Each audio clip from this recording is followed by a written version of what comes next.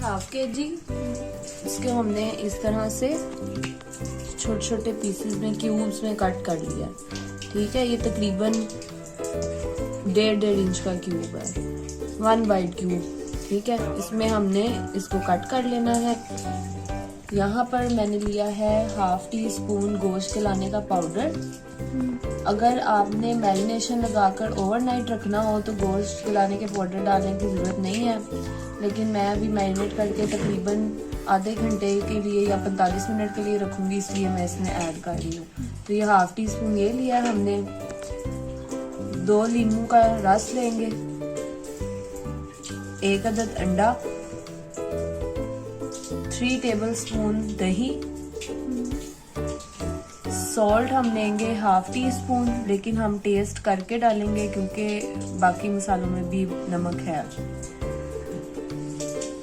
1 teaspoon हमने लिया है कुटी हुई लाल मिर्च, 1.5 टीस्पून हमने लिया है चाट मसाला, 2 टीस्पून हमने लिया है टिक्का मसाला।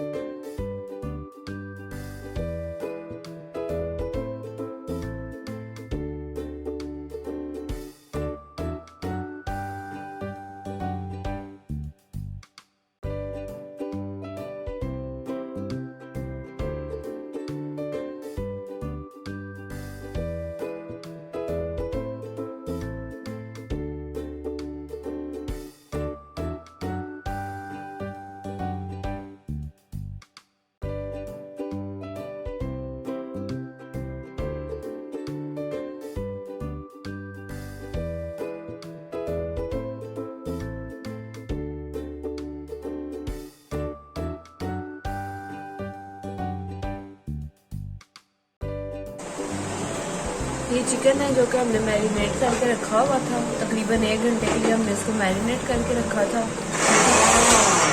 यहाँ पर मैंने ये शिमला मिर्चें हैं जिनको मैंने इस तरह से स्क्वायर में कट कर लिया है। ठीक है, बड़े बड़े स्क्वायर्स में। यहाँ पर है मेरे पास टमाटर के बीज निकाल कर इनको भी मैंने इस तरह से बड़े बड़े पीसेस में कट कर लिया है।